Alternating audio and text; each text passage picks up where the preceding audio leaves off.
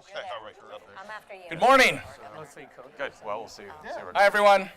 Please take your seats. So welcome to Georgetown Law. Welcome to the Hart Auditorium. My name is Paul Ohm. I am the Associate Dean for Academic Affairs here at the Law Center. I heartily wanted to welcome you to the Law Center this morning to hear about a really important topic.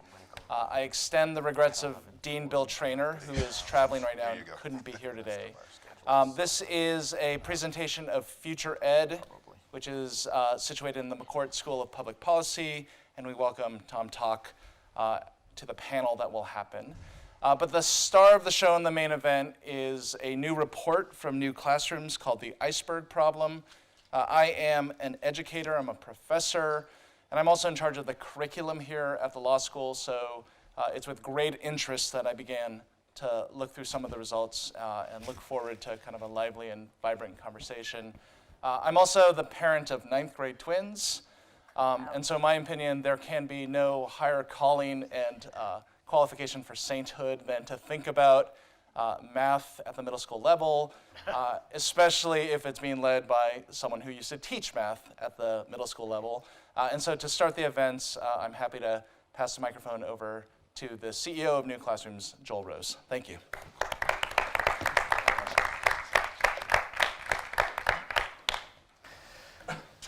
Good morning.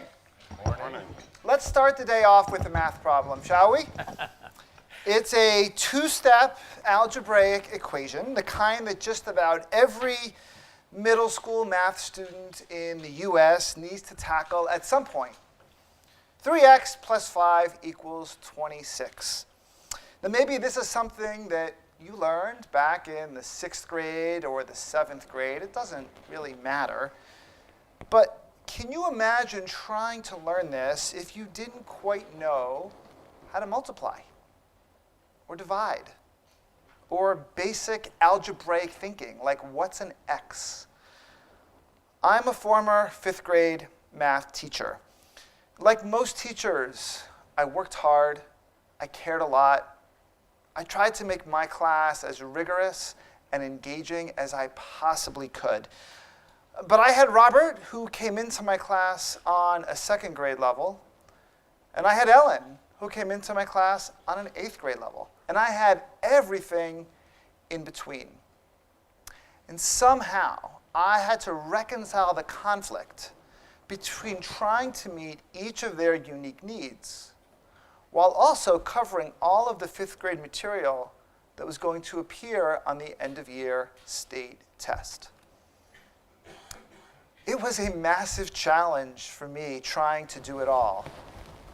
But it's actually even a bigger challenge for today's teachers because the standards themselves are higher. And what that really means for a middle grade math teacher, before the school year ever even begins, the gap between where students are and where they're supposed to be is even wider than it once was. What's also different today is that there are teachers, schools, organizations like ours who are trying to do something a bit different, who are trying to use modern tools and approaches to actually solve this problem by connecting where students actually are to where they need to be. And what's emerging, at least in our work, is something we didn't quite expect when my partner Chris Rush and I began this work about a decade ago. It's a realization that in math, some educational policies designed more than 30 years ago to improve the number of students graduating ready for college or a post-secondary career, those policies may in fact be preventing them from getting there at all. That's why we wrote the Iceberg Problem, to bring this all to light. Now we know there's genuine complexity and nuance in this debate. Expectations matter, and students from historically disadvantaged groups are at particular risk of attending schools that simply don't expect enough.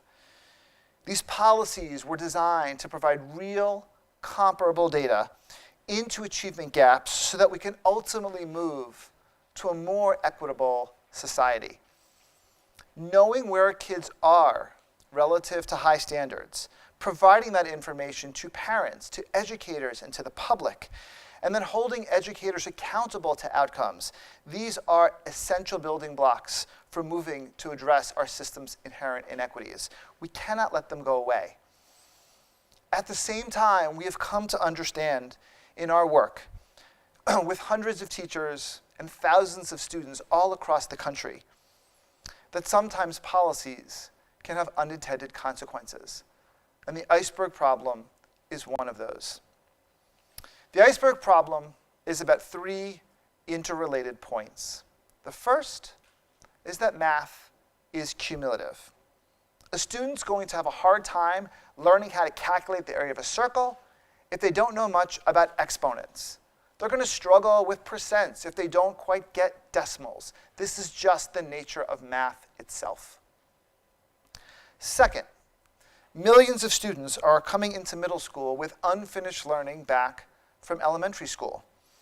Only 40% of 4th graders are proficient in math based on the most recent administration of the NAEP.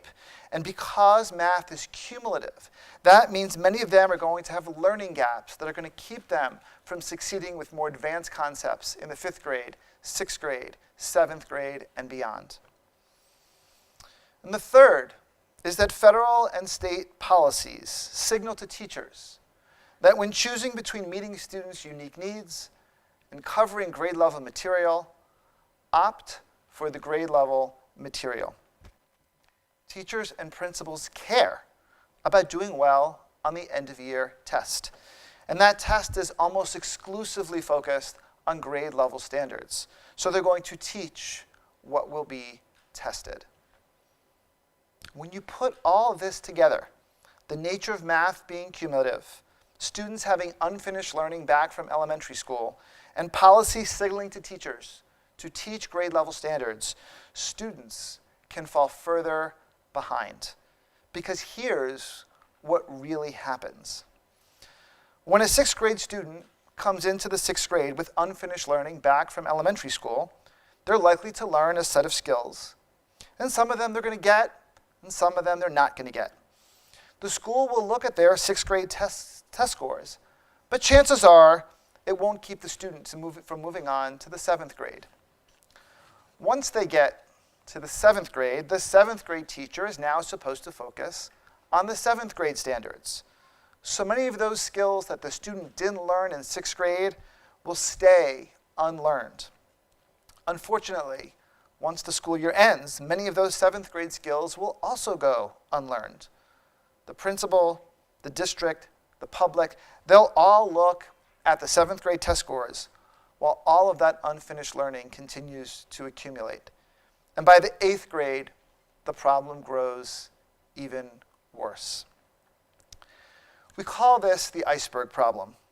It suggests while the collective attention of educators is focused on how students are performing on grade level assessments, the unfinished learning from prior years is actually accumulating below the surface, hidden from view, making it harder for students to ultimately graduate with the skills they need to succeed. To say it a bit differently, schools ask the 5th grade teacher to teach 5th grade standards, fill in the gaps as best they can, and then we see what sticks. Then they ask the 6th grade teacher to teach the 6th grade standards, fill in the gaps as best they can, and then see what sticks. And do it again in the 7th, and do it again in the 8th. As one former superintendent once shared with me, it's a strategy that's called spray and pray. But it is how schools generally work today. It's an approach that seems to work okay for about 1/3 of students who graduate each year ready for college or a post-secondary career. They're often the ones where the standard instructional path seems to work just fine. They can learn 5th grade material in 5th grade and 6th grade material in 6th grade. They don't really fall behind all that much. But for everyone else, if they come off of that standard path, for whatever reason, there aren't many paths for them to get back on. schools just can't keep doing this and miraculously expect results to turn around. Look, once a child gets past basic numeracy, there are roughly 300 mathematical skills and concepts that kids need to understand deeply and conceptually and to apply flexibly. That is not an insurmountable number by any stretch if each student actually gets the skills that they need given where they are and where they need to be. In my class, the right set of skills for Robert, given where he was starting from, were different than the right set of skills for Ellen, given where she was starting from. But insisting that all students should get the same set of skills, whether they're 3 years behind, 3 years ahead, or anything in between, actually keeps both the Roberts and the Ellens from accelerating as far as they could. Yes, expectations matter. We cannot let the Roberts of the world stay in remediation forever, to never get to where they need to be. That would be just unacceptable. But in our quest to put the Roberts on a path to college readiness, schools can't simply ignore basic mathematical dependencies, because if they do, students will fall further behind. Math, and especially middle grade math, is different than how other subject areas actually work. And there's actually evidence of this in the NAEP itself. Whenever the NAEP scores come out, policymakers and journalists focus on whether the fourth grade scores have gone up or go down. And over the last decade, at least in math, they've been relatively flat. But what gets less attention is actually what happens between the fourth grade and the eighth grade. Here in DC public schools, for example, 30% of fourth graders back in 2013 were proficient in math based on NAEP. Certainly a problem in and of itself. But by the time that cohort of students finished eighth grade 4 years later, 20% were proficient. The same pattern holds true in New York City. 34% of fourth graders were proficient back in 2013. That dropped to 28% by the time that cohort of students left the eighth grade. This same pattern of math proficiency levels dropping between fourth and eighth grade holds true in Atlanta.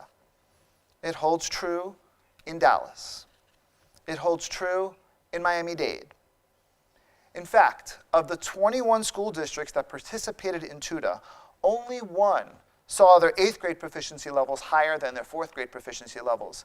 It was Detroit that went from 4% proficient to 5% proficient.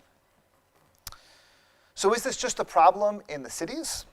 Actually, in every single state, proficiency levels drop in math between the fourth grade and the eighth grade.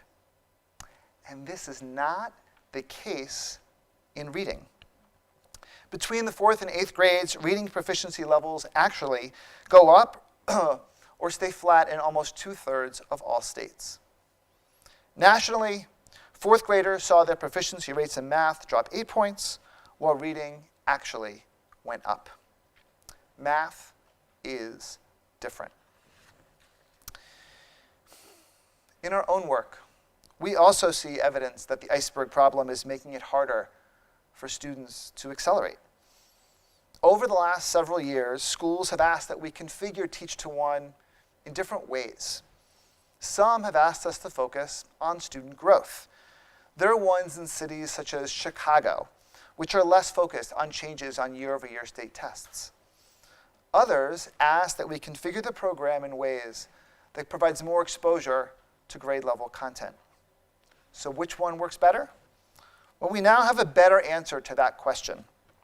Researchers found that on the NWA MAP assessment, schools and districts that emphasize learning growth grew 38 percentile points over 3 school years, while those that were more focused on grade-level proficiency grew 7 percentile points. Now, we know this isn't all about assessment and accountability. Teachers matter, leadership matters, school climate matters. And let's face it, we've been teaching 7th grade students 7th grade material long before the current assessment and accountability system took root.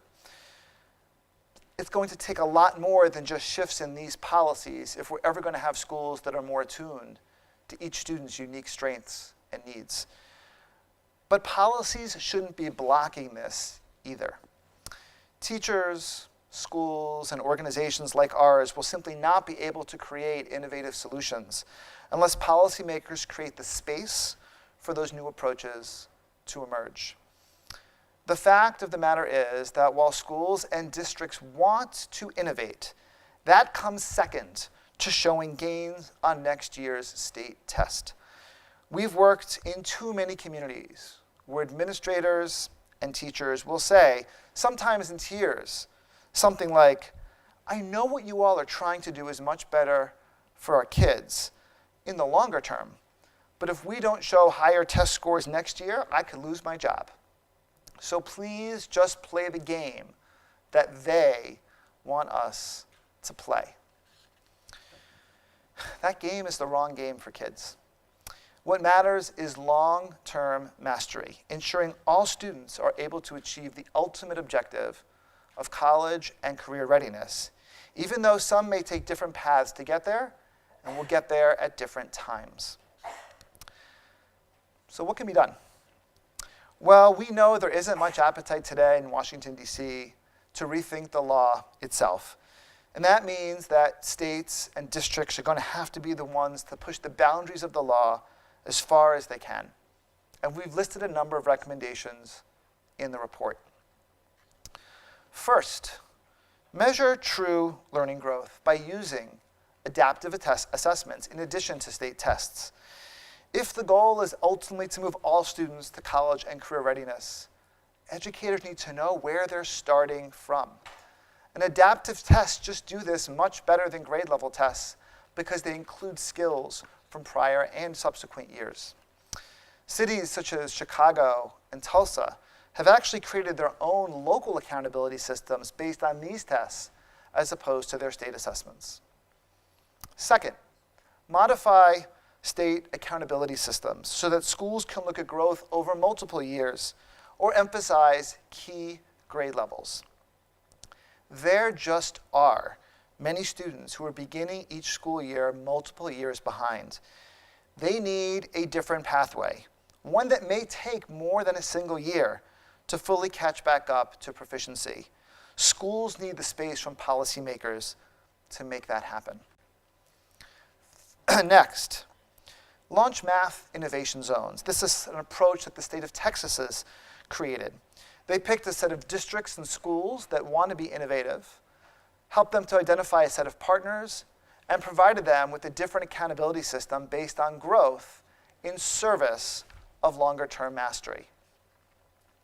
And finally, it's important for policymakers to begin to advance a future vision for education that's aligned with the principles of transparency, rigor, and equity, but also has the right instructional incentives so that all kids can truly succeed. No Child Left Behind, the Every Student Succeeds Act, both were about all students achieving mastery. They were big steps forward. The question now is how they might evolve to enable multiple pathways to that same ultimate objective. We know there are some who will disagree with our assertion. They will argue that testing kids at grade level is what's required to make expectations clear and results comparable and transparent. And all of that is true. But at the same time, we would ask, what is the purpose of an accountability system if not to enable students to accelerate? And that if in math, students are falling further behind each year, shouldn't policymakers try to create the space for new solutions to emerge? To not be so focused on next year's state test that we lose sight of why we're all here to begin with. We understand these are hard conversations to have. No one wants to be against high expectations for kids, not schools, not teachers, not organizations like ours, no one. At the same time, if the net result of not having these conversations is we simply tell teachers what the system told me, to just figure it out, to somehow meet the needs of the Ellens and the Roberts and everyone in between, while also covering all of the grade level material, we know what will end up happening. Teachers like me become teachers in order to give kids like Robert and Ellen the tools they need to realize their own unique potential, to set them up for their long-term success.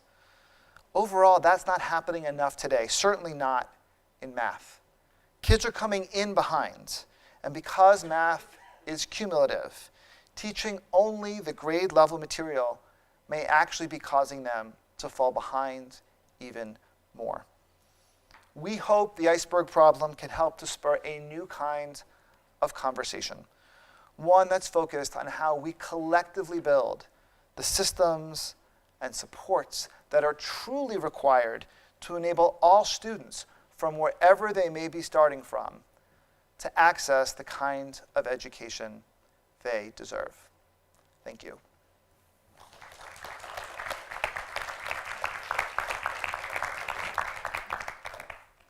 Welcome. My name is Toch. I'm Director of Future Ed, and as Paul said a few minutes ago, it's a pleasure for the Law Center and Future Ed to host this morning's important conversation. We're fortunate to have a distinguished panel to help us explore the issues that Joel raised in his presentation and in the report. To my immediate right is Kirsten Baesler, North Carolina's State Superintendent. North Dakota. Did I say North Carolina? I'm in the wrong time zone. Sorry. okay. North Dakota's State Superintendent of Schools. Jim Blue, as many of you know, is Assistant U.S. Secretary of Education for Planning, Evaluation, and Policy Development. Shavar Jeffries, who's in the wrong seat, sorry, Shavar, is President of Want to switch now since we're Yeah, no, it's fine. He's President of Democrats for Education Reform. He's a former Assistant New Jersey Attorney General for Civil Rights, and he is a New Classrooms board member. Karen Nussel, to Shavar's left, is President of Conservative Leaders for Education and a former education policy advisor to then Speaker of the House, Newt Gingrich. Joel we know, and Roberto, all the way to the right, Roberto Rodriguez is President of Teach Plus, and he's a former Deputy Assistant to the President for Education in the Obama administration. So let's start with Joel's core argument that the federal Every Student Succeeds Act can hurt students struggling in math by requiring that states test students' grasp of grade level materials, a mandate that the report says, and Joel argues, discourages schools from addressing the unfinished learning students have from prior years, creating the iceberg effect. Karen, start with you. Well, first of all, Joel, congratulations. It's a great report. I think it gives us all a lot to think about. I think what you found resonates with a lot of us from our personal experience, from anecdotes from being in schools. But I'm not necessarily ready to ditch grade level testing until I know what's coming after it. And so I find myself, I feel like this is a weak statement, but I find myself not quibbling with the what, but the how.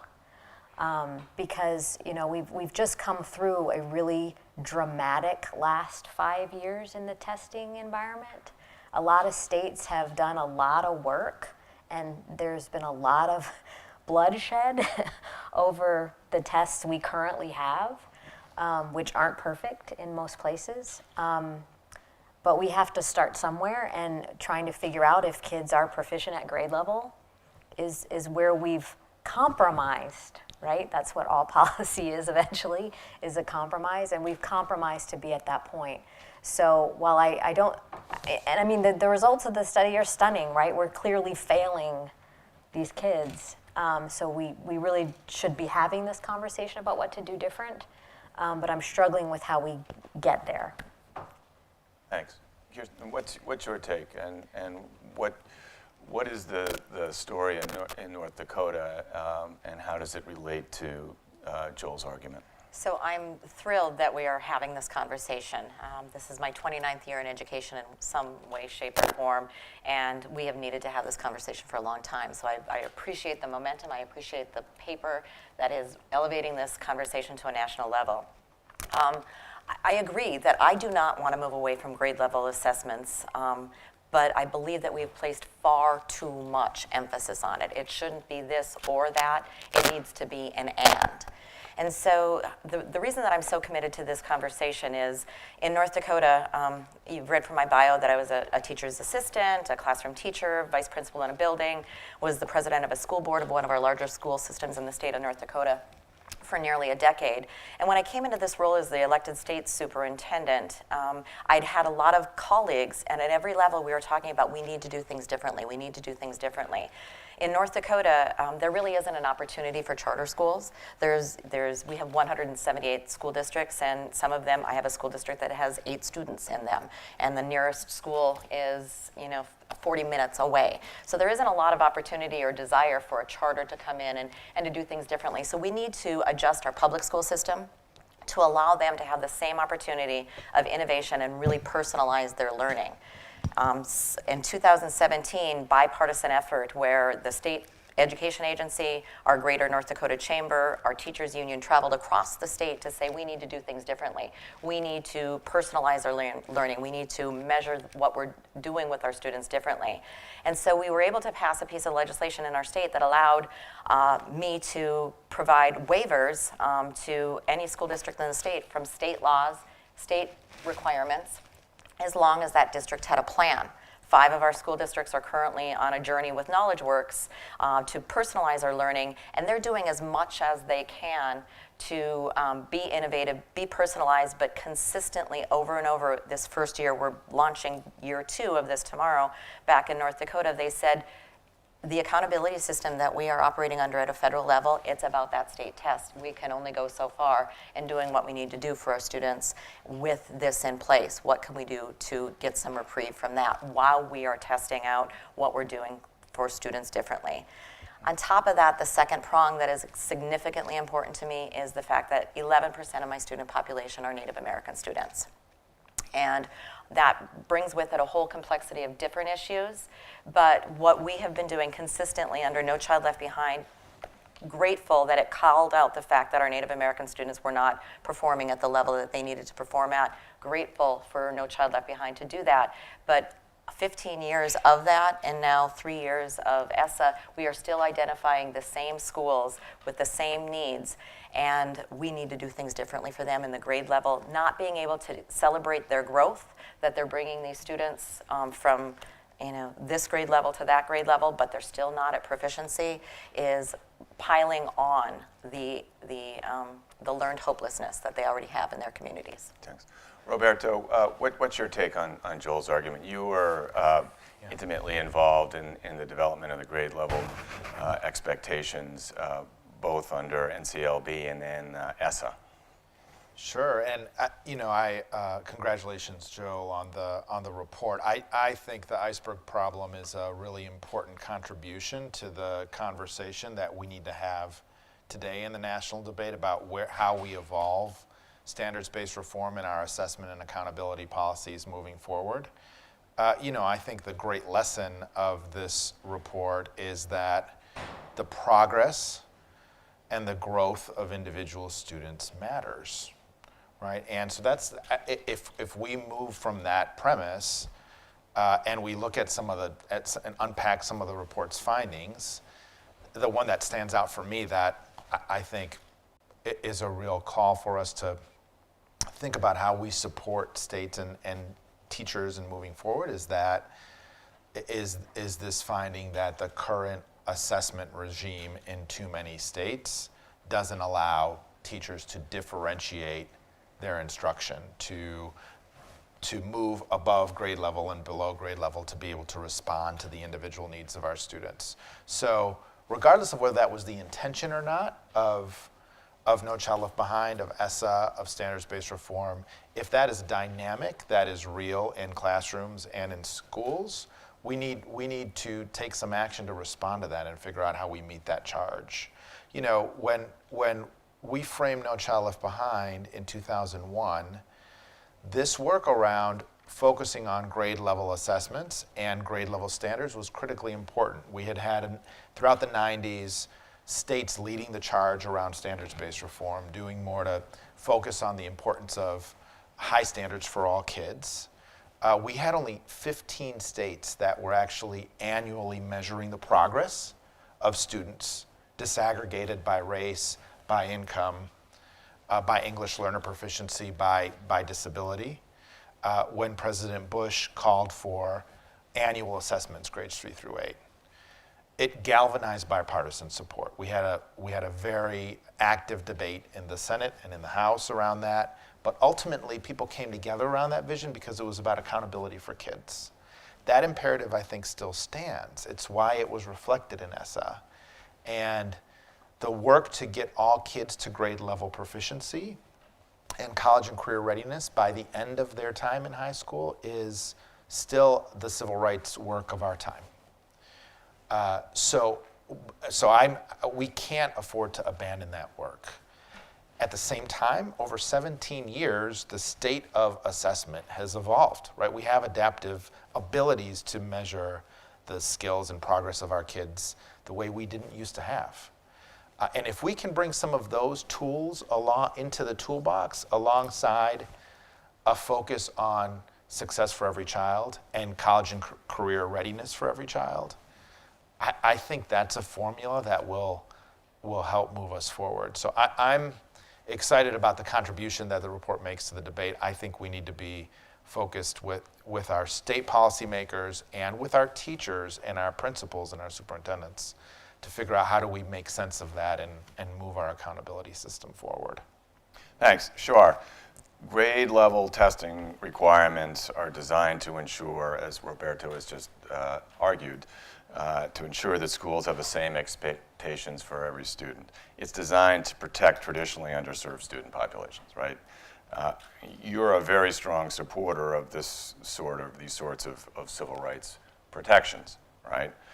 But you're also a new classrooms board member.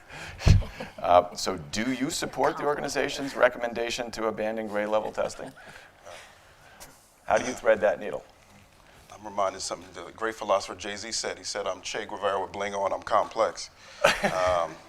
Some of y'all may not get that. But, well, so for me, I think it's very important, and I don't think, first, congrats to Joel and Chris and New Classrooms. I think the work they do is really transformational. And I think, like many have said, this is a space where we can integrate many things because public education, like many things, are complex. You've got to integrate many things that oftentimes can seem contradictory but aren't. I think it's very important, and I don't think the paper disagrees with this. I think it's very important to remind ourselves what the accountability frameworks have done, right? Because for many, many generations, particularly when you combine it with the fact that in many school districts throughout the country, particularly serving historically disadvantaged subgroups, whether it's low-income students, whether it's students who speak English as a second language, students of color, students with disabilities, there's an orientation in many school systems that these children really can't learn the same as others, right? Sometimes it's explicit, often, generally it's more insidious, it's more subtle, right? It was quick to have excuses about, well, these kids of color, their parents don't care, or they're poor, or whatever the case may be, or these immigrant kids, they can't learn the same as others, these poor kids, that may be the case.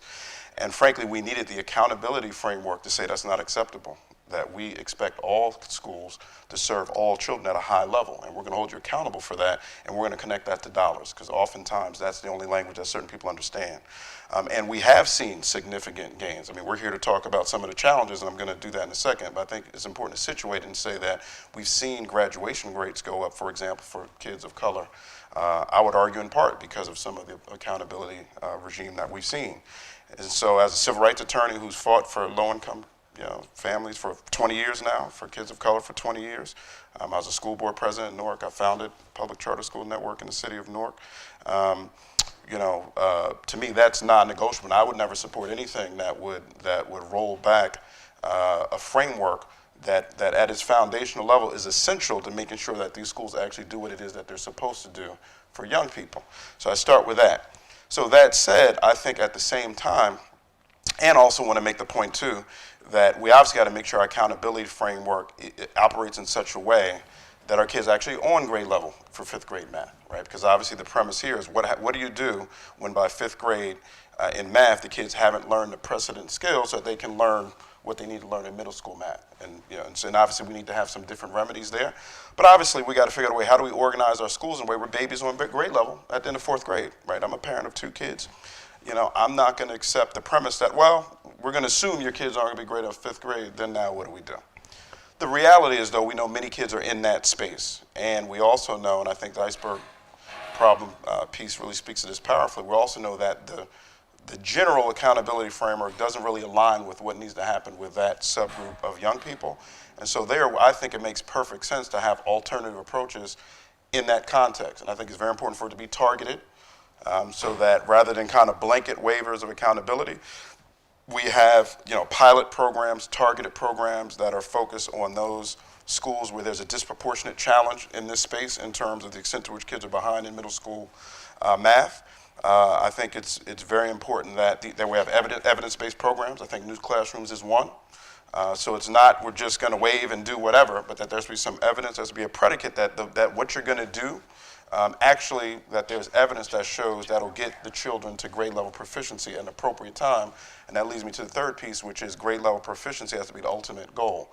So that maybe so rather than the year-over-year proficiency that the accountability frameworks generally expect, in exchange for using an evidence-based program to deal with the challenge that at middle school math, if you don't have the precedent skills, we may need some different intervention. In exchange for that flexibility, you got to get the babies where they need to be. I would argue no later than the 8th grade. I personally like to see it even before that. So if we're going to trigger this at 5th grade, is it 2 years? Is it 3? It seems to me quite clearly no later than the point at which those children are going to high school. They got to hit the mark in terms of grade level proficiency. So if we have those kind of guardrails, then I'm personally would be comfortable with a targeted evidence-based intervention to deal with the iceberg problem. All right, great, thanks.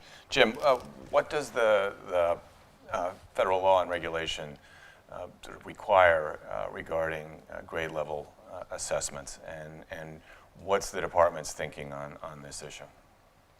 Well, so let me first preface with a couple of shout outs. First of all, I've got to compliment New Classrooms. You, Chris, the work that you've done over the last several years. And I really want to compliment moving from an organization that is focused on teaching and learning into the policy sphere. It's ugly, and thank you very much for having the courage to do this, because I think you've added to the policy debate here in a very constructive way.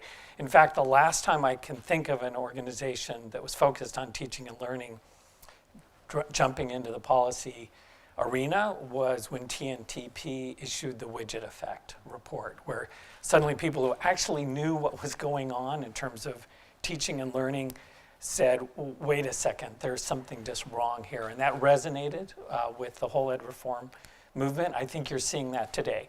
Second shout out for just having this panel. It is less and less frequent in Washington where you get all of the voices of education reform at one place. And that also takes some courage, because people in this town shun the Trump administration, Betsy DeVos, because they're afraid that they're going to get up on stage and talk about this radical notion that families should be able to choose the situation for their children that best fits their needs. See how I did that? We should be at the table. Karen and I should be at more tables voicing a more conservative perspective on how these things should evolve. All that said, then I want to give a shout out for the report. Look, this report is really bad news for the education reform movement. It's really bad news for Congress. And here's why. We find with this evidence that our assumptions about grade level testing are actually exacerbating the problems, that we're actually making it worse for the low-income families that most of us got into this movement to support. That is not an indictment of NCLB or ESSA. I think there's a natural evolution. Shavar, as you pointed out, like, we needed NCLB to shine a spotlight on what most of us knew were the inequities in this country. But I think this report tells us that we should not double down on grade level testing. We need, and this is where I'll have to respect Karen's point of view, we need to decide if our goal is to keep kids on grade level or to get kids college and career ready. And I think if we focus on the latter goal, we're not as worried about those incremental steps. You're worried about the end goal, and if we can't keep the factory keeping every kid in each grade level to get there, that we have to come up with a system that meets every kid where they are, make sure that they end up at the end of school at college and ready, and if at points they're not on line with what people think grade level is, so be it. It's worse what's happening now than the kind of world that you guys have laid out. So thank you. So let's come at the report's central point from a slightly different direction. So the question that sort of came to my mind in reading the report is, has grade level testing requirements led to, as you say in the report, an exclusive focus on grade level instruction regardless of individual students' needs? Or do teachers and principals find ways to accommodate students who struggle below grade level or who are ready to do advanced work? I mean, you gave us a powerful anecdote at the beginning of your talk about your classroom in Miami, where you've got a kid 3 years behind and another 3 years ahead of grade level. You found ways you struggled, but you worked to address those problems. Does this not go on in classrooms everywhere? Is in other words, the problem quite as severe as the report implies? So I'm in classrooms and school districts at least once a week watching this. So I will say, to the extent that they are able to, they will meet students where they are, meet individual students where they are, to the extent that they are able. But their mission is to teach 4th grade math, to teach 7th grade math, to teach 8th grade math. And so when they recognize that their students don't have the skills, they will spiral in as best they can, for as many as they can. But the policy is driving what they are expected to be teaching in that grade level. And so, yes, our teachers are phenomenal. They're my heroes. They are phenomenal practitioners that are doing the best that they can. But the expectation of what they are supposed to teach at a 7th grade, 8th grade, 9th grade level are very clear, and that is what they will be assessed on. And so if I can comment on Jim's Sure. Your use of the word, this is bad news for the department, this is bad news for Congress, this is an indictment. I find that ironic a little bit. I would not view it that way. I don't view it that way. We expect our young people to have a growth mindset. We expect them to embrace failure. And each time that they discover that what they had thought was going to happen didn't quite happen, it's an opportunity, is what we call those. This is an opportunity for us to say, we intended it to be this way, but here we are, 15 years later, 3 years later, we have an opportunity to do things differently. And I want to encourage that in the schools in my state, to say, to give them the space, to have more of those learning aha moments, to say, this is what we thought was going to happen, it didn't drive it, let's create new conditions. And if I expect that of my school districts, I want to set that same culture, that same growth mindset, opportunities in the state through policy. So let me just say, every problem is an opportunity, and I appreciate your optimism about it. I can tell you that the members of Congress, when confronted with the need to reauthorize the elementary and secondary, they will not see it as an opportunity.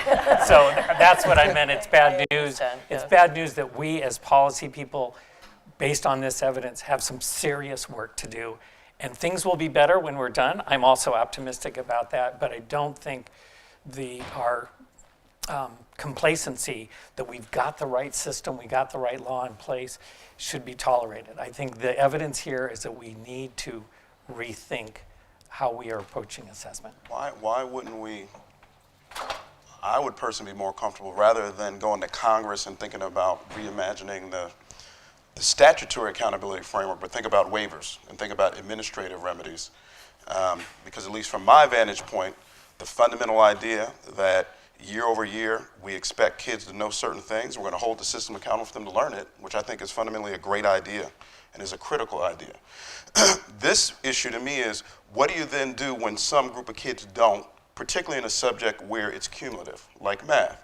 To me, that should be more of an exception. So we can't have the exception swallow the rule.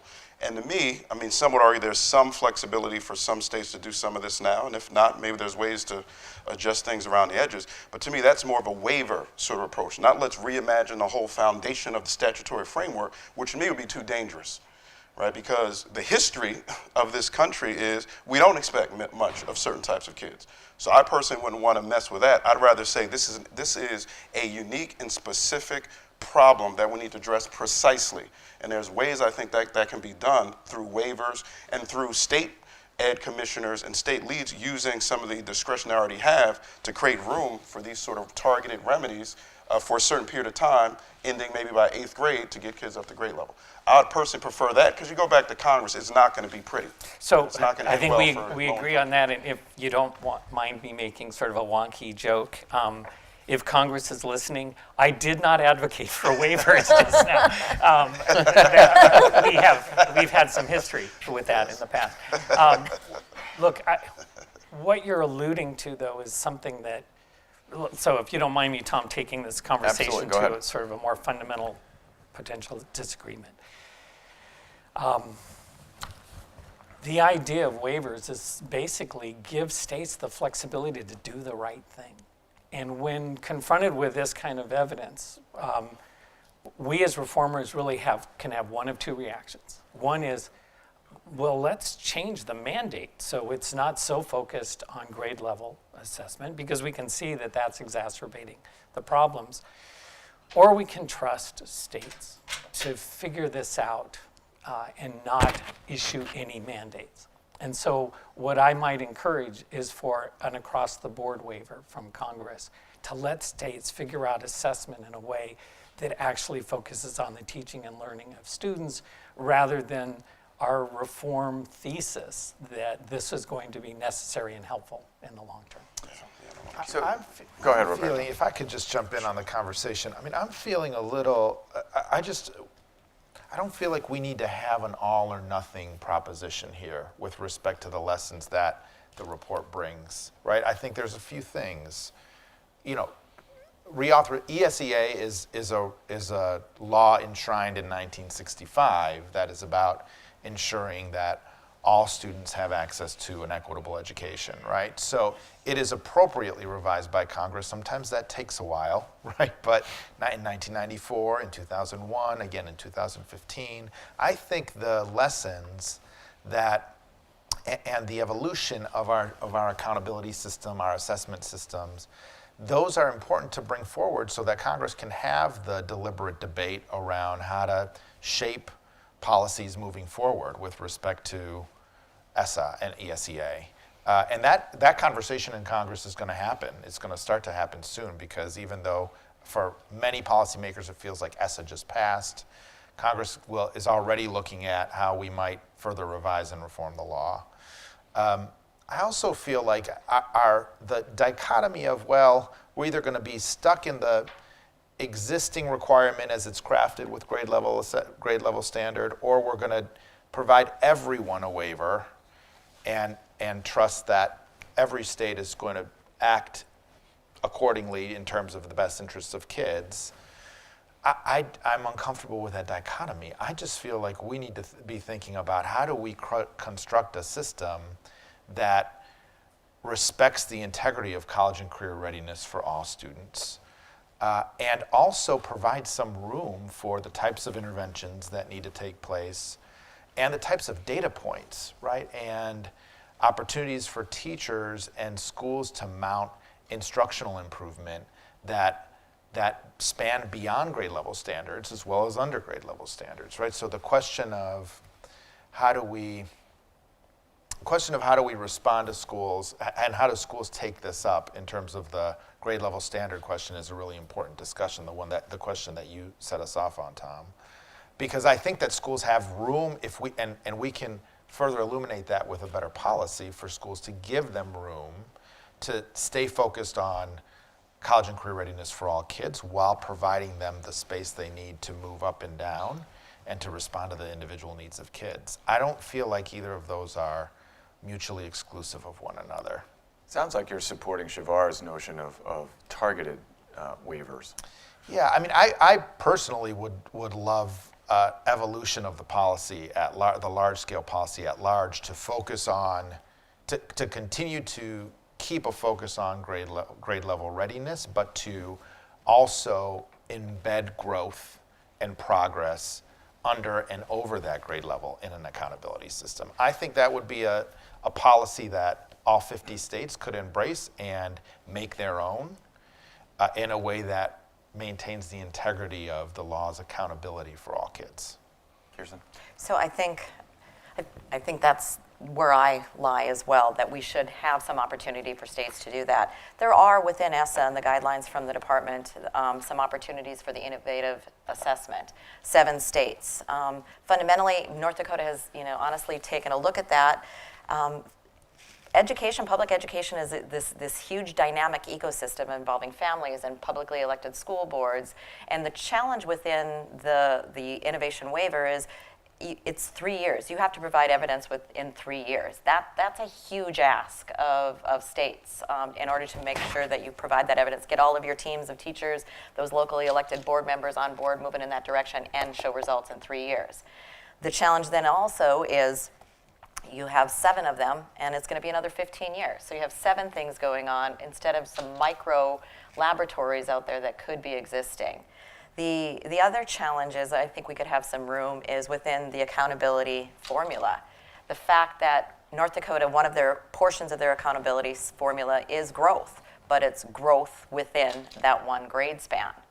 And so again, having to have a significant majority based on academic factors, when you're looking at growth, you're still really, really confining states, allowing our school districts to provide some opportunity to do some things differently. So I think that there are some things that, if the department would work with some states, I think that there are more I know that the department often gets frustrated thinking that we aren't thinking innovatively enough out in the states, and we've taken some pretty public hits on that, but we truly are. So I think there is an opportunity for our federal Department of Education to work with our state departments of education where we can work with our school districts to make these changes. The report mentions Tulsa and Chicago, I believe, that are doing some great things.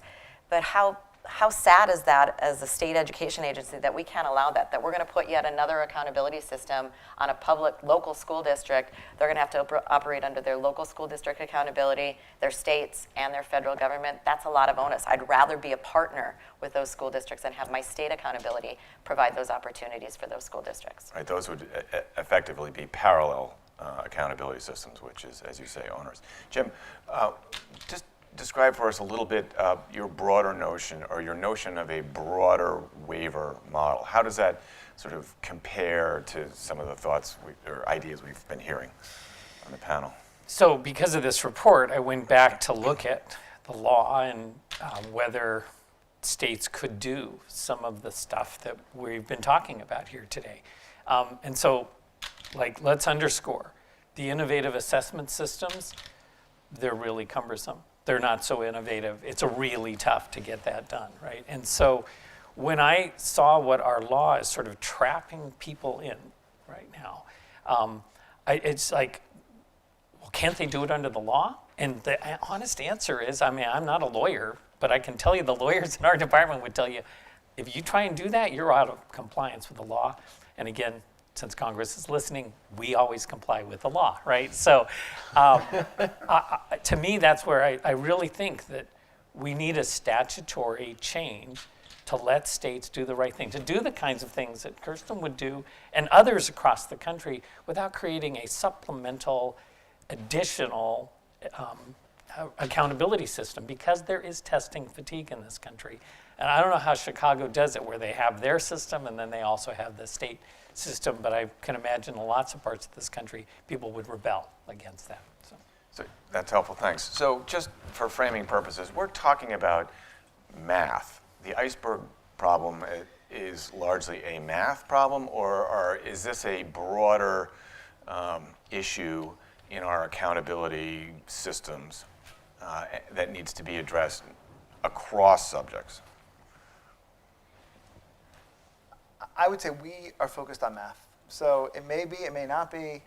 I know that the dependencies in math are probably a bit more precise, and the grain size of the skills and standards are different for math than they are in English language arts. And the specialists in English language arts who I speak with say there's actually tremendous benefit to ensuring kids are exposed to grade level material when it comes to English language arts. So it may be a completely different things. We've tried to narrow this report to just focus on math. But one thing related to that I want to point out in response to something Roberto said, which is the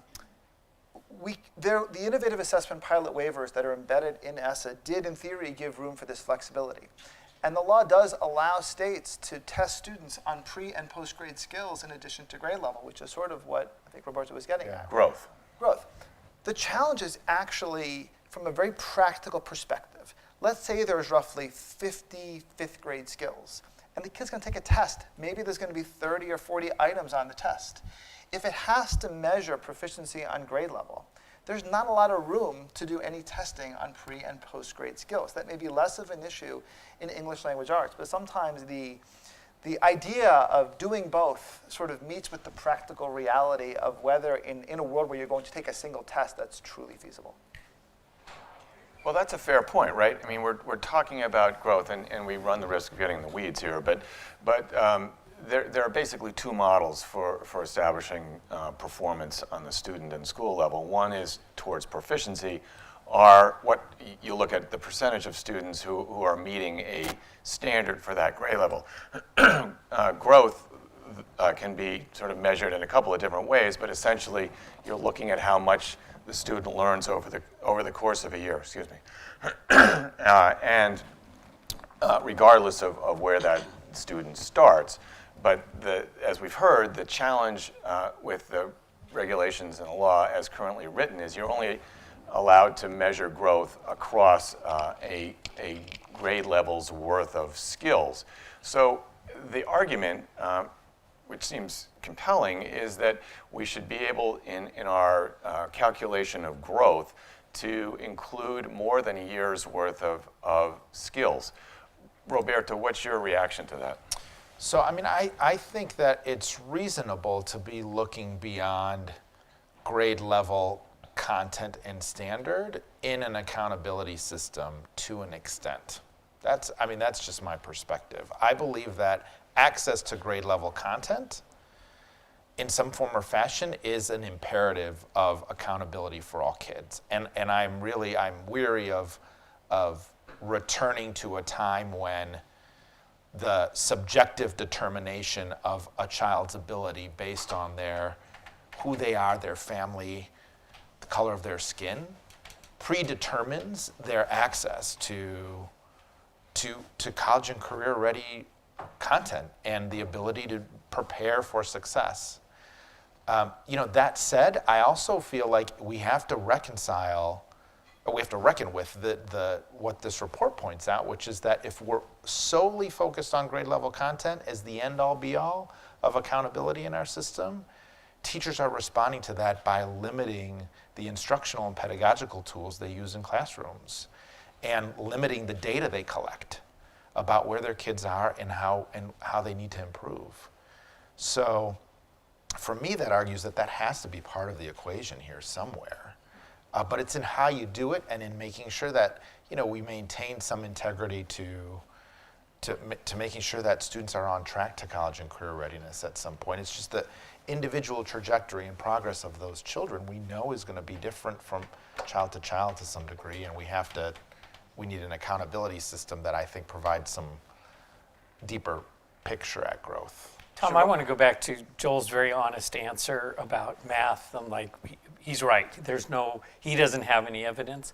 But I think if we look broadly, there's a lot of evidence that English language arts are also cumulative, that we have the same problems. All you have to do is look at the NAEP scores. Roughly a third of our 15-year-olds cannot read a basic grade level test. Something has happened along the way where they haven't accumulated the skills, and I think we will continue to see problems there until we start meeting kids where they are in reading as well as in math. So just wanted to get that argument out there before we That's lost helpful, it. thank you. So Shavar, what's your thought on growth measures that measure student skills beyond the boundaries of a single grade level? Well, I think it's important. I think it should be absolutely a part of a good accountability framework. Again, though, I think I'm probably a broken record, but I think the foundation has to be we expect every kid to know what we need them to know every year. I mean, a year is a long time, right? 180, 185 days in school is a long time. And to me, it makes sense for the government, which is spending at the federal, state, and local level many hundreds of billions of dollars on public education, to say we demand results for this investment, period. You all figure it out. And I do think there should be much less micromanagement of means in the public education space, and we should empower great local, state, and local leaders to figure it out. But I think the government is very fair to say over the course of a year, and frankly, that's what parents and families are going to expect, right? So we have to be clear about that. No parent is ever going to accept that my baby is going to be in school for 180, 185 days a year, and they shouldn't know certain things, and that there shouldn't be some evidence of whether they've learned those things. So to me, that has to be the foundation. So what I would personally support is if, and I don't know all the ins and outs of the ESSA waiver provision as it relates to innovation and accountability. Maybe there'd be an amendment of that piece, right? But I personally would say that we reaffirm, we expect children to learn certain things over the course of a year. And I don't know how you do that. And maybe if somebody has some other instrument, but it seems to me there has to be some objective assessment of that. Otherwise, we go back to what we had. And as a local school board president, as a president of the Newark Public School Board, the pressures on the system day in and day out to do things other than what's in the best interest of children is immense, right? And so if you open, and frankly, one of the biggest levers we had was, that Title I money we're getting? I know that this council person wants such and such principal to be the principal over here because they have a relationship with that principal. And I know the mayor wants this vice principal to be this person because they have another relationship with it. And I know the unions want certain things because they feel this person will do other things for them. It's nice to say, hey, you know what, we do all that, guess what, the kids aren't going to learn. We're not going to get the money. And so I think it's very important to be very, very clear about this, that the practicalities of what happens in the ground in too many of our districts, the accountability mandate is essential to bring pressure to bear on the system. No question, though, that pressure then may produce some other issues. My view is then you have a targeted, surgical, precise capacity to deal with that issue without throwing out the baby with the bathwater. Karen, you support, as you said at the outset, grade level assessments. How are you sort of processing some of the reactions? So I support grade level assessments because it's what we've got. In absence of anything else, I'm with Shavar. I want there to be a measure of some kind that tells us what the state of play is. It's kind of ironic that this is all based on NAEP, right? That's a snapshot in time. That's about grade level proficiency, right? But why do we use it? Because we actually trust it. So what I'm struggling with, the libertarian in me, I'll be really controversial here, is, if you're a homeschooling parent, you don't look at your 8-year-old and say, okay, you're in 3rd grade, so we're just going to do 3rd grade. It's not what you do. Why do we have grades? It's a construct we have imposed on 50 million children, right? So what we have to try to do is get out of that mindset and get to proficiency of skill, right? We want it to happen by a certain time for sure, but it may take some people longer, may take some people less time, right? So we have to, I just believe in my bones that we have the ingenuity and the technology to do this now, and the structure we have built is keeping us from doing it, and the politics, right? Like this, I'm going to now date myself with a current events reference, but I'm a big fan of the movie Dave. If we just took a regular person off the street and asked them to solve this, they would solve it, right? Because they don't have all of the trappings of, the system and who's got what piece that they're protecting and all of that, right? So I just feel like the grade system is now what we're chafing against, right? I mean, Joel said it's working for 30% of kids. The natural progression of how we teach, 30% of kids are getting it. That means more than 60% are not. So we've got a system that we've all organized around that's only working for a third of our kids. So to me, you kind of have to be bolder than just how we're testing. It's got to be incentive structures. How is the money flowing? Is there real consequences for the kid that shows up in 6th grade who isn't proficient in math? What are the consequences for that? We have a system that has no consequences for that exact thing happening. Right. So I'm struggling with the bigger, I'd be willing to go bigger picture here to the fact that I don't understand why we categorize kids in grades anymore. Because I've been in a school where they don't do that, and it seems to actually work pretty great. So, I don't know. All right, fair enough. Joel, let me ask you a question here. So, you write in the report that you and Michael co-authored that this is not a call to reverse the principles of standards, accountability, rigor, transparency, and equity that undergird ESSA. That's actually, that's a lot of stuff. But how can we include below grade level materials on state tests without lowering standards? I mean, this is the fundamental tension we're all grappling with there. I'm going to go back to the point Roberto said earlier, which is if we're clear about the ultimate end goal, which is college and career readiness, we then have to understand that kids need there may need to be multiple paths to get there. And so we need to measure kids' growth on a journey towards that being the ultimate objective. And when we say the word growth, at least in my mind, when I take my kid to the doctor, I hear that he grew 2 inches. He was 5 foot, now he's 5'2". There's a beginning point and an ending point. We don't do that. The word growth in terms of accountability is really not growth. Yeah. It's how'd you do on the 6th grade standards? How'd you do on the 7th grade standards? It's changes in relative performance. It's not growth. So I think it's completely reconcilable to sort of be completely fixed on what the ultimate objective is, but have measures of success for individual students to get there along the way.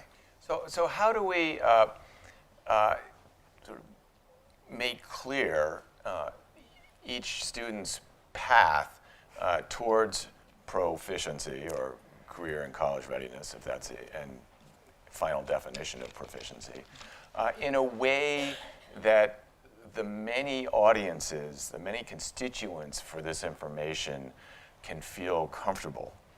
Yeah. Well, at the most basic level, if I were told when my child went into 5th grade, look, your child has 300 mathematical skills and concepts that he needs to be ready for high school, and it may take him 2 years, it may take him 6, but we'll get him there as fast as we can and be with him every step of the way, I'd be thrilled. That's exactly what I'd want. I need a lot more. You'd be thrilled with that? If somebody said it may take 2, it may take 6, we'll figure it out, you're excited about that? I mean, I want to watch the pace and see how fast, but having the transparency to see that where he is every day or every week and that he's on a path to get there. Now, if I see that he's gone a month and hasn't learned anything, I'm not happy at all. But knowing that like this is the plan and there's full transparency into that, I'm very happy. But if we give every parent an expectation that every kid will only take this amount of time, regardless of where they're starting from, I think we wouldn't be being honest with them. How do we manage the logistics of that? I mean, you've got thousands of kids at all different points along a spectrum. You've got we have the technology, massive now, communication Well, and challenge. every kid who has an IEP has that. But you're right, Tom. I mean, what we've tried to argue in this paper isn't only about assessment and accountability. It's about the need for innovative learning models, the need for new approaches that can do this, for them to be developed and tested and iterated, and for this to be part of what the future of education should look like. And I think the point we're making, as one of a number of organizations trying to do this, is that we're blocked. We're blocked because of how the current path is cemented into policy. So to Shavar's point, how do we create the space for these types of new approaches to be developed and tested and evolved? It's not just about accountability. So that ultimately they can they can be ready for prime time with the broader community. So to Shavar's point, I mean, I understand that need, but I'm the mother of 3 adult sons. 2 of them were twin boys. I mean, that was a test case right in my own home, that they are not going to be doing the same things at the same time. They did not reach the same milestones. None of the 3 did. And so I get that parents' expectation, and that's why multiple stakeholders need to be involved in this conversation, parents and our teachers and our school boards and our policymakers. But I do think it's unrealistic, knowing what we know now, to expect that because you're 10 years old, you will know these things. There are just some students that will learn it earlier, and there are some students that will take a little bit more time. But the system that we have set up is that dipstick every year expecting, and that's what our schools are being held accountable to do, and it doesn't allow them the space to do things differently. The problem I have there, though, is what I would expect to happen based upon history. It's going to be the kids of color, and their parents going to be told it's going to take you 6 years Right. to learn the things, and the white kids going to take you 2, and it's the low-income kids going to take you 5 and 6. I think that's very dangerous. I'd want to have a lot of transparency about what is the predicate being used. So what is the system using to say, these babies right here, it's going to take you 6, 7 years. The other ones over here is going to take you 2 or 3. That is extremely dangerous. And to me, the history of public education in this country will suggest that's going to be misused more. It's going to be used the right way. So which is, again, why I keep coming back to targeted, evidence-based waivers that state leaders who, at least in theory, working with their superintendent should know best where that makes sense and where it would go too far. And I'm So, gonna- Shavar, I am so happy you're articulating this, because I can understand how a lot of people, based on the history in this country, would come to the same conclusion. If you do this, low-income, African-American, Latino children will be left behind, and they'll be on that 6-year track. I think the only antidote for that is to continue shining a spotlight on the progress by subgroup. Because what's happening now, as you know, there are a lot of kids going into the 5th grade with 2nd grade math skills, and they keep getting left further and further behind. And we're talking about the same children. And there's no way to bring them up unless we turn our focus to those children who are basically on a treadmill that will lead to failure unless we adjust the system. I think the grand challenge here is to be able to think about how do we shape an accountability system that truly does hold the system accountable for the progress of every child. I think, parents deserve the right to know, and too many parents today don't have even basic information about whether their kids are mastering grade level standard or not. So just to begin there, I think that's very important for parents to be able to know that. We need data that shows parents where their students are. But we also, I think, need to learn from the evolutions that we have in the assessment system and in the assessment realm. I think we have the ability to measure the progress of individual kids while we're also looking at their mastery of grade level standard. And I think Joel's point's a fair one, right? There's only so many items, only so much time. But if we were to get to, and this was part of the spirit behind the innovative assessment pilot, I think one of the criticisms that was levied today on that pilot, that it does not enable enough of a focus on growth, beyond a grade level, I think that's an absolutely fair criticism. And, maybe if that had been changed, we'd be a little bit further along.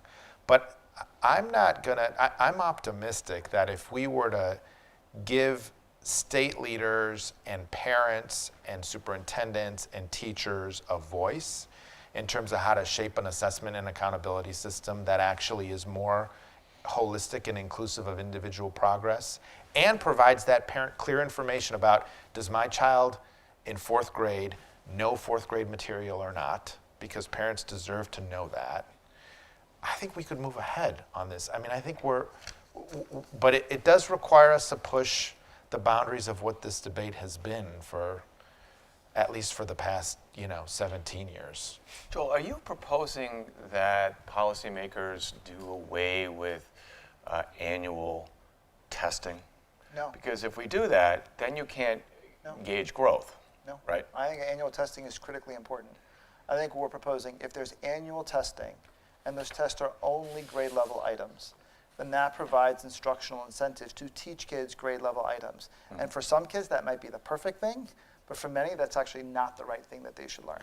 but you should absolutely measure growth, and you can also use those growth-related assessments to correlate them back to national norms. So parents still have visibility into where their kid is relative to grade level proficiency and relative to where other students are performing. So there's ways of doing both using norms and using other approaches to provide that transparency to parents. That's helpful. So in response to some of the suggestions that we innovate, there seems to be a pretty broad consensus on the panel that we do that. You recommend the creation of what you call math innovation zones. How would they work? How would they address some of the ideas that have been shared by the panel? And just clear, we didn't invent this. This was something the state of Texas invented that we are just trying to make people aware of. So what the state of Texas did is the first thing is they tried to identify the schools and districts that wanted to be the innovators. So they made it entirely voluntary. The second is they identified a set of partners for them to work with to design and implement new innovative learning models and approaches in math. And then they gave them an adaptive assessment to measure growth. And that sort of was the sandbox that they created to support innovation. I suspect what they'll do over time, at the end of 3 years, they'll look and they'll see which schools and which providers got the strongest growth, and maybe they'll expand those that those work with, and which ones didn't get as much growth, and those are the ones that sort of fall by the wayside. But you can imagine this world evolving over time, where it's almost kind of like we call it bifurcated delivery model. So in air travel, we all get safely to our destination because we have the plane makers that make the planes, and we have the airlines that run them. And the combination of both of those makes sure that all planes get there safely. One can imagine a world where there are model providers, those that are designing totally different ways of doing school. School managers that actually run the day-to-day in a school, and the combination of both equally accountable for outcomes, and the combination of both that actually get us a far greater level of reliability than sort of the current system where the schools and school districts have to do it all. Right. Again, that's helpful. Let's go back to the teacher for a second before we bring the audience in with questions so you can be thinking about them. If we expand the course of study, if you will, the curriculum in a grade level, or in a classroom across several grade levels, right? In other words, if the teacher is working not just on 7th grade math skills, but on 5th through 9th grade skills, how does the teacher survive that? How does that sort of crucible? How do we help teachers reconcile the need to not only teach a discrete set of skills, but a wide range of them with kids who are in very different places? I mean, that's what the innovation's all about. I mean, we've got some of Kirsten's schools that are trying to figure that exact thing out. That's what our work is about. That's what others are about. How do we design these experiences to do that? So can't necessarily pull it, off the shelf for 10 million kids because we're still in the early stages of designing it, but that's why we need this kind of innovation. I mean, I think, Tom, you are describing a dynamic that many teachers wrestle with every day in the classroom, right? How do they differentiate their instruction so that it is responsive to, closing and remediating those content gaps for kids that they know, regardless of whether the state tells them or not, that those kids are significantly behind some grade level? And how do they think about how to do that and also challenge others to go even further? So I don't want to understate I think it is the paramount challenge of how might we differentiate pedagogy and instructions and instructional interventions to meet the needs of individual kids. That is our grand challenge for educational change moving forward, right? Because if we're going to be successful at what we set out to do around college and career readiness for all kids, I think it demands that. But I think that the report punctuates it. I think it punctuates the need for us to better focus on helping teachers get there. And I think and then there's a question around what's fair in terms of progress. Like, what should teachers get credit for and recognized for doing? And I think if teachers are moving students dramatically, even beyond one grade level worth of learning over the course of a year, I'd want to celebrate that progress. I think that's fair. How would you celebrate it? With more compensation? Tying compensation to performance? I would celebrate it with, first by naming it, which we don't do in our system right now. We don't name teachers that go further with their kids. And I'd create the right mechanisms for more teachers to be able to learn from that. I think it is less about, I think teachers all deserve greater compensation. And I support differentiated roles and responsibilities and compensation in schools. But I think this is about naming it. Fair enough. And rewarding it within the accountability system. So I think teachers don't need a lot. They just need to be given sometimes credit for the onus work that they are doing, the heroic work that they're doing in their classrooms. And we simply aren't doing that in the accountability system. And so I think it does require an incredible amount of teacher time together, allowing them the time to do this together, to really scaffold and build those skills, to identify them. They need professional development within their teacher preparation programs to begin that now, of helping them identify learning gaps and identify interventions that are successful, research-based interventions. Those current teachers that are part of our cohorts now, they are spending that time really identifying what those grade level competencies and proficiencies are, and we need to figure out a way to give them credit for moving that child however far they got them. I believe that it is important to recognize, are they at 4th grade? We're making progress there, but to give them credit is going to be, they love more money, obviously, but simply right now we need to give them the professional kudos that they deserve when they're doing this and for the extra work that they're doing.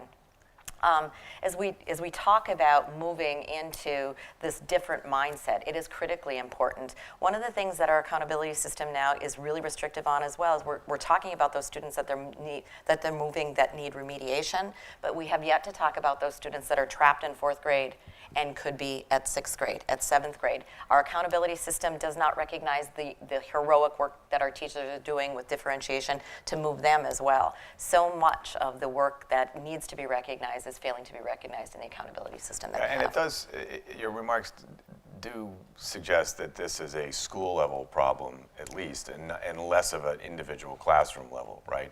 I mean, it feels like teams of teachers working together to calibrate correctly the instruction for individual students is going to be more successful than expecting an individual teacher to do that for 25 kids. But what we're having is schools are providing great opportunities for grade level teachers to come together and work. They're assuming that their reading skills, their math skills are all intact when they get to 5th grade. They are not. What needs to happen and what's happening with our schools within North Dakota in this innovative work is it's cross grade level. They're talking about this is what this student is missing. And he is leaving my 4th grade classroom, he's coming to your 5th grade classroom, so here's where she is, here's where he is, and those teachers are now planning into their day, okay, with this group, I'm gonna work on these fundamental skills, and I'm not gonna move on to 5th grade level until we have made sure that those gaps don't exist for these 5 students or these 6 students.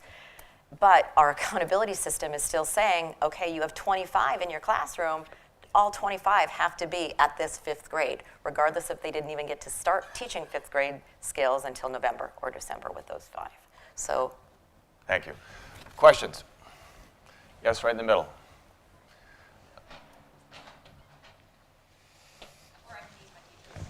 It's coming.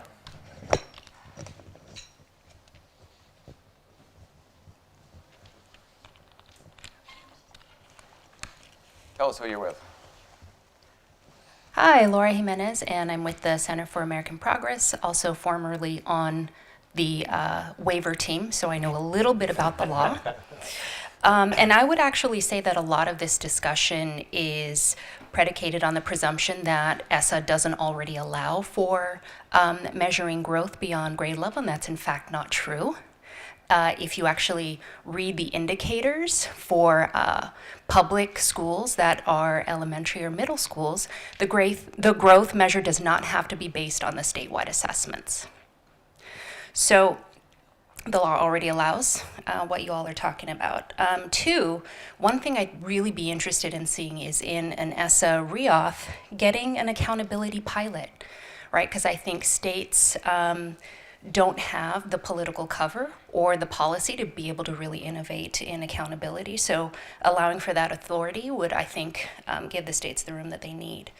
Another, based on Shavar's previous point, let's fund an evaluation, a pilot, maybe through national activities of a program, but let's fund something, a couple of schools in a district to be able to do some of this work. Let's get some lessons learned and create policy on top of that. Because I think the problem that Shavar is pointing to is that when you create policy, you're doing it for the bad actor, right? For the folks that may not necessarily have all of students' best interest in mind, and you have to protect for that. So giving a blanket waiver, as you will, to all states is probably going to give you some unintended consequences that are worse than what we're seing now. Great, thank you very much. Couple more points. Let me just, Did you have a question? get some thank you. Okay, Let me sure. just get some reactions to the initial notion that we can already be doing those. Joel. I think there's 2 points. The first is that is true, but my understanding of the law is those assessments need to be statewide assessments. Yeah. So you would need the state to both adopt their regular state assessment for everyone in the state and then also have a growth assessment for everyone in the state. That's the first.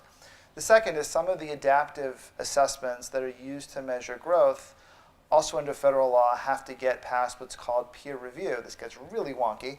But some of the regulations that are in the peer review part actually require alignment to grade level standards. So what it may appear to be possible in one part of the law actually takes it away in another. Jim, what's your take on that? I wish it were true. But as I look at the law, I don't see it being implemented that way. And I think that there are constraints. Well, let's let the state superintendent address this issue, right? Well, actually, Joel summed it up very, very well. When you actually engage in that process, there are requirements that it needs to be standardized across the state, and it has to be there is another area as you dig in. It's like, no, it needs to be within grade levels to ensure that it's consistent and delivered to every student in that same replicable way. And so, and it would be above and beyond. There is an opportunity, I think, that we are exploring right now that it would be our 5th indicator, is what it's generally called. It's the non-academic. Currently, we're using student engagement, really using not attendance, but using student engagement. We might split that and a part of our percentage and do our formative tests, because our state law does require at least 2 formative tests, spring and fall and spring, and we may use some of that. But again, it's the non-academic factor that would be allowable if we would choose to pursue that. And what about the notion of an accountability pilot? I mean, to the extent that it was allowable under the federal law, it'd be great to do something like that. I don't know that given the current boundaries of pulling that off and how the innovative assessment pilots work, it provides the right kind of flexibility. And my understanding is Tulsa and Chicago, that's exactly what they've done. Yeah, they just say, take the state of test, but what we're really focused on are the adaptive tests that measure growth. And generally, even though Tulsa and Oklahoma, or Tulsa and Chicago, they've done that, that's generally the belief and the feeling, the sentiment of the school districts in my state. And that makes me very sad as a state leader, because I don't want to be something that they go around. I want to be, okay, we've identified the problem. What is it that we can create as a state that will help you get to the end of improvement for all students? I mean, is the Texas Innovation Zone, is that part of Another one, what? sure, it's a great example, yeah. But if that can work right now under the law, then why can't others do that? Or what's the Well, issue the there? students in the Math Innovation Center are still taking the state test. It's Okay. just that the state is saying, what we're really going to look at are these growth assessments. And that's, What's wrong with that? that Like, is if my everyone- dream. Chicago Parents does, are that's what freaked Tulsa out. does. Yeah. I think Kirsten's We're point is testing. that's kind of the workaround.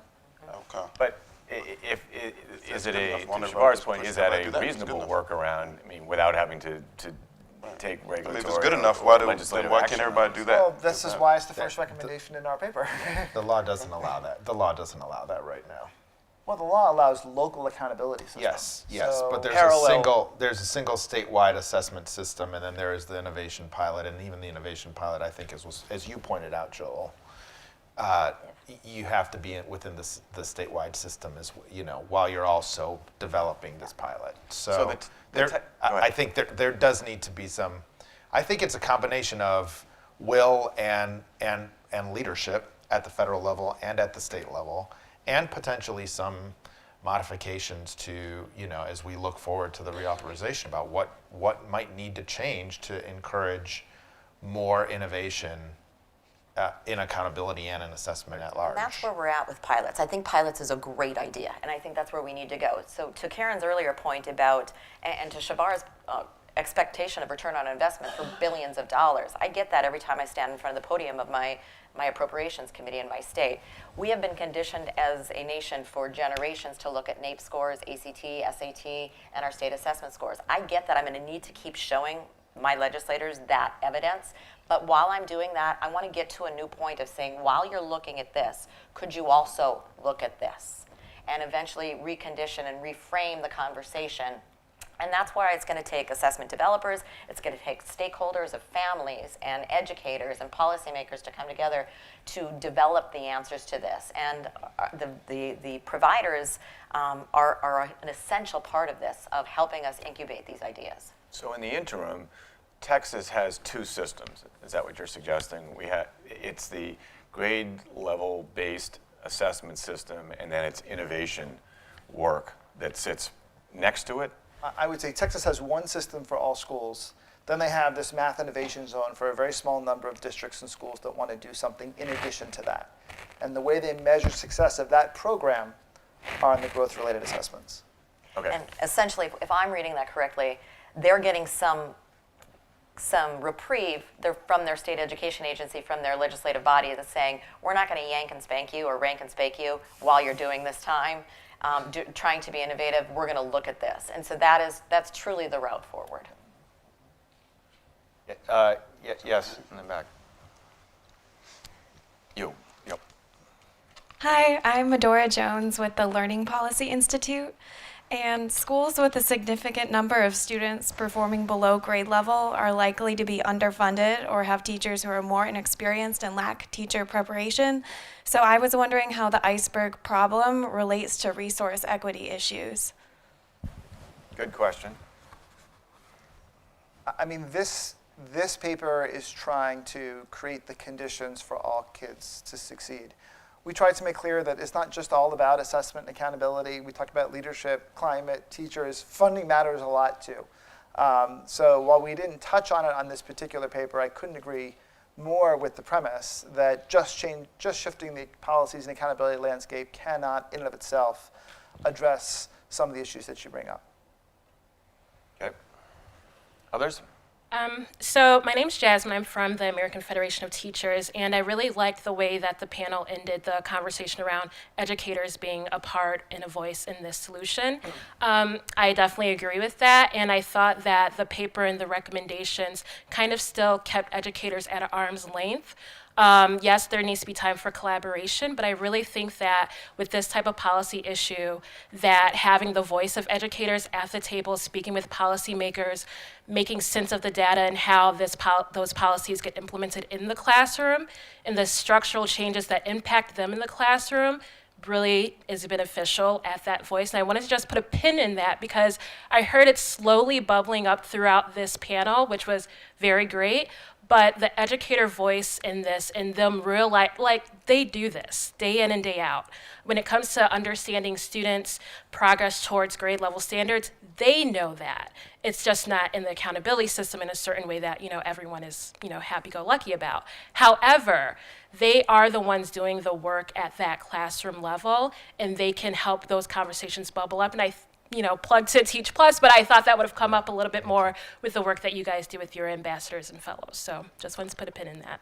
Yeah, thank you. And I'll just to comment on that briefly. I mean, I think, there are two imperatives here and lessons from this report. And one is, how might we think about large-scale policy change and a stronger federal-state partnership in terms of how states are structuring those accountability systems so that they have the integrity they need to hold our system accountable for the progress of all kids. We don't lose kids in that system. But I think the other imperative here is, how do we do a better job of providing information, data, and creating the norms in our teaching profession that we need for our teachers to truly be able to collaborate, respond in real time to the needs of their kids, work as a team to get ahead, deepen their skills and knowledge from as content teams, right? If we're looking at mathematics, and we have a project underway right now at Teach Plus that is pairing 5 schools in Chicago with 5 schools in Los Angeles, looking at 8th grade mathematics proficiency. And it's about principals and department chairs and teacher leaders all working together around that challenge. So if we can provide our schools and our teachers the support and the resources and the tools they need to do that, and also provide the integrity in our accountability system to recognize that progress, I think that's the way forward. It's an interesting point because, as we know, right, at the middle school level, you're likely to find the highest concentrations of math teachers who are not trained as mathematicians. Right. Their certification allows them to teach the subject, but they're not really math specialists, and that only exacerbates the problem. Yeah. And others? Yes. Hi, good morning. My name's Emily Hill. I'm a Los Angeles Unified School District teacher who's actually on leave for the year as an Albert Einstein Distinguished Educator Fellow working in a congressional office. I'm used to being able to be highly reactive within my own classroom in order to attend to student needs. And what I'm finding here is that as we are looking at law issues, ESEA is only reauthorized every 10 to 15 years. It seems to be extremely reactive. And in rewriting the laws, you have to look ahead to what are the next problems going to be over the next 10 to 15 years and trying to keep that in mind as policies are being developed. What are your recommendations for how do we get ahead of this problem? Instead of every time looking backwards, trying to fix what didn't quite get written correctly in these laws, how do we move ahead to a point where we are actually preventing all of these unforeseen outcomes? That's an easy one. I personally think the way to do that is I think the Congress isn't really built to do the things you're talking about, in my judgment, nor is really the federal government in this space. So my view would be that I think the government should be almost like a huge foundation when it comes to public education, which is fund, recommend best practices that are proven to work that can be scaled, and then be clear about the outcomes that are expected with that investment. You know, it gets into some of these issues, but I think there has to be some core expectations. Then the state and local leaders should have broad flexibility to, in real time, figure out what their states and communities need, consistent with certain best practices that just work across the board and consistent with leveraging technology that can work across the board. But that at the state and local level, you have some flexibility around means, but the federal government is demanding outcomes.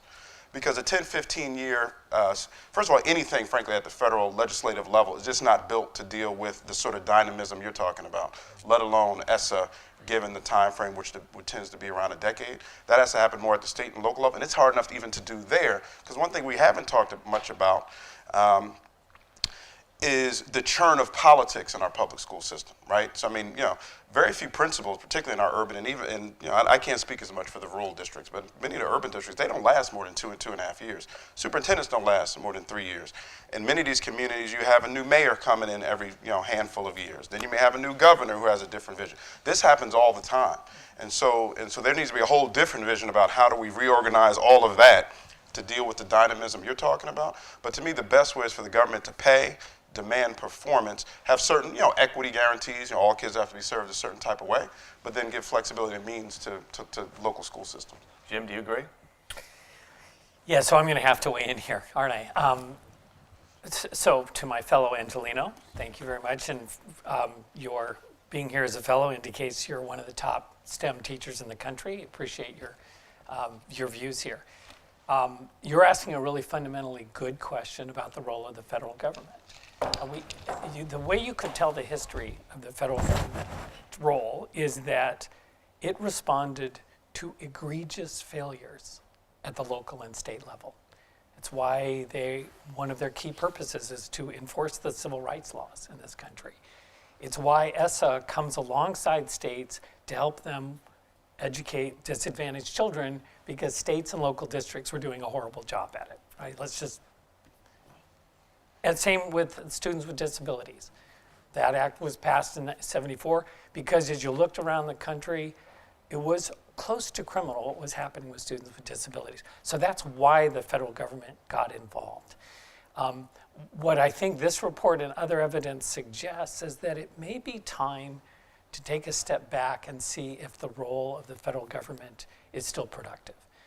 Because we're not nimble. It takes 10 years to change policy, and then it's a look back.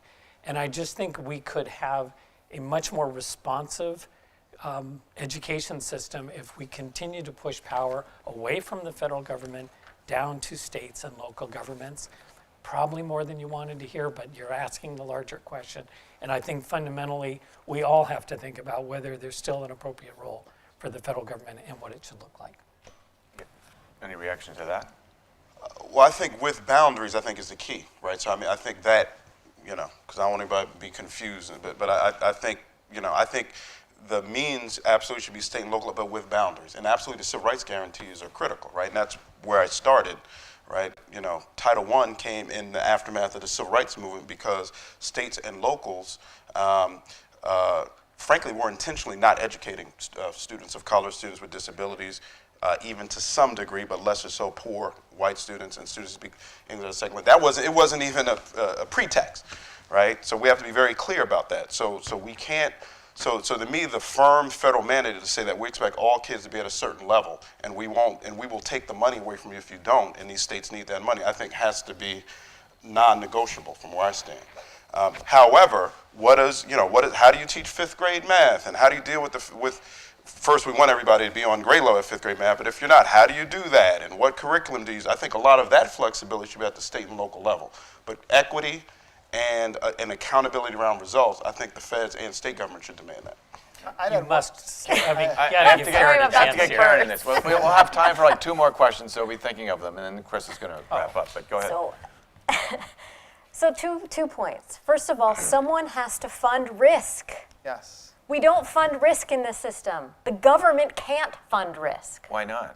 because the public won't let them. But they do in energy, they do in defense, But in they this, do but in in healthcare. this topic, we have the people who who elect our officials who are of a certain age and expect the classroom to look like the classroom they went through, right? So we've got that whole dynamic. But we have these environmental conditions that prevent this flexibility that you guys are talking about, which would be lovely, from happening. So for example, we in this country today, currently in most states, cannot pay more for a teacher who is teaching a subject that is hard to staff. That is impossible to do in nearly every state in this country. We don't have a market. We can't say, we can't get a physics teacher in a town of 5,000 people in the middle of Iowa unless we pay them more. Guess what? We're not going to have a physics teacher.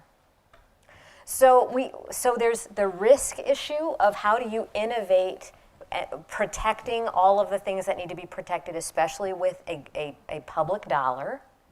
And then we have all these other conditions that prevent us from doing the things that would be logical to do in the system to serve kids because of the way it's set up. But on this question, we have an administration that is committed to innovation. Jim, talk about the Ed Department. Jim is the policy director and is committed to innovating in the ways that you're talking about. We're hearing from the president of Democrats for Education Reform, a very similar vision to one that supports a wide range of experimentation on this issue, right? It sounds like we've got bipartisan support for the kinds of innovation that you're suggesting we need. We need to elect them to Congress. These two guys. No thanks. All right, fair enough. Okay, Congress wrote the law. He doesn't have an ability to go outside of the law. And Karen touched on something I think that is worthy of exploring further in this conversation. The tradition of the way that we do school is deeply rooted in American history, deeply rooted. And it really is the only true collective final last experience that we all experience together. And so you can't just say our mindset needs to be different, like we shouldn't be thinking about it that way, there are people that aren't going to let you take a risk with their child. Right. It worked, and especially those with the most voice and the most capacity, it worked okay for them. And so we need to show them ways. We can't just say you must think differently. We must show them that it can be possible and their child will be better off for it. But that is really, really challenging for elected officials to be able to, I mean, their life cycle is 4 years at a time. And so to have the long game in mind with a child, a parent, when suddenly school looks drastically different for their second grader than it did for them, that's change and that's trust. But I wonder, and again, a couple more questions, but I just got to stay on there for a second. So I wonder if you and Jim and Shavar went up to the Hill and got together with Lamar Alexander and Bobby Scott and said, look, we've got an innovation pilot here, but it's not quite as sort of elastic as it might be. We want to push the boundaries here a little bit. We want to try something new to address this clear problem, whether it couldn't be sort of worked out within the current the confines of the current law. I don't know, right? Well, I do know the first question they'd ask is, where does the teacher union stand on it? They've been quite supportive. I hope so. Yeah, the AFT and the NEA both contributed to this report, and they've been remarkably supportive in the messaging there. I would just say the example where it was the teachers union, the chamber, the state chamber, and the SCA, the state education agency, those are 3 people that spent 6 weeks of their time traveling around. We were all arms locked, let's do this. I mean, People should interestingly, remember, right? Bobby Because- Scott, though, pushed against, remember, the teachers union wanted to relax accountability under ESSA more than many civil rights groups did, and they work with Bobby Scott, among others, to push back against that. So I think somebody like him, again, if it was targeted, if there were evidence, if there had to be an evidence-based intervention, and that there was some boundary, whether it's 8th grade, maybe before, where the kids have to get to grade level. But somebody like him, who comes out of Virginia context, remember, after Brown in Prince William County, Virginia, folks decided to close the whole school system rather than integrate. So for somebody like him, it better be very narrow, it better be very, scientifically calibrated, or he's not going to try to hear it. Yeah, And fair I enough. wouldn't blame him, to be frank. No, fair enough. But on the teacher union side of this, right, you would be helping address a challenge that teachers struggle with in their classrooms every day. That is how to address the wide-ranging needs of 25 students, right? And you would also create an opportunity to provide sort of more credit for the growth that they make with students who even though they happen to be below grade level, right? You make up 2 years out of a 3-year deficit. You're doing a good job as a teacher. Teachers don't get credit for that now, right? Right. One more. Yes. Okay. This is your last chance. All right. Chris Rush, New Classroom's co-founder, is going to come up and share a couple of reflections, and then we'll have a chance to thank our panel. Thanks, Tom. Sure. And thank you. Thank you all so much for coming here today. Joel and I are extremely grateful that you took the time to come here, to tune in, and to not only learn about the iceberg problem itself, but to learn that there are actually tangible, actionable things that can be done to make it better. And before I continue with my closing thoughts, I just want to extend a special thanks to our moderator, Toch from Future Ed, and to our amazing set of panelists, Shavar, Karen, Jim, Roberto, and Kirsten, for taking the time and having such a lively and passionate conversation with all of us today. Please join me.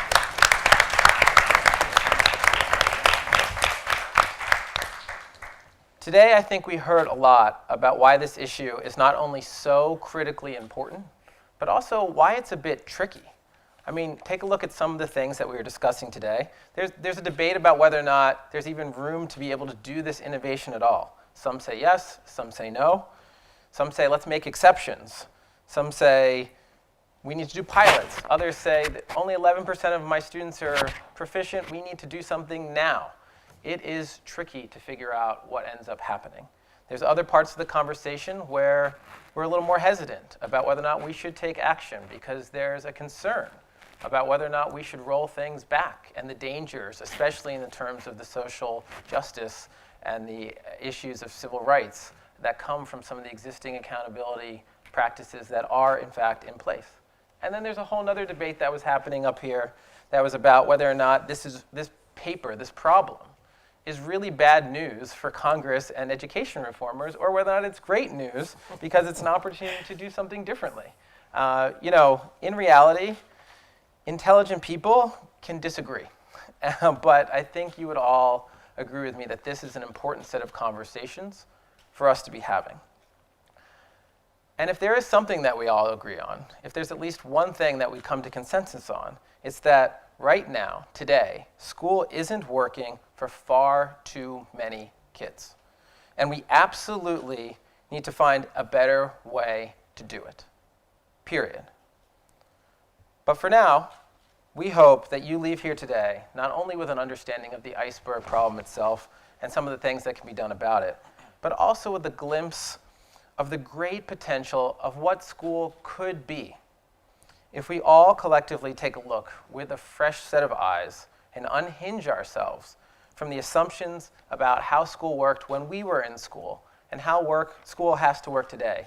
Basically, with all the kids who are all the same age, learning the same thing at the same time, regardless of what it is that they're excelling at and what it is that they are struggling with.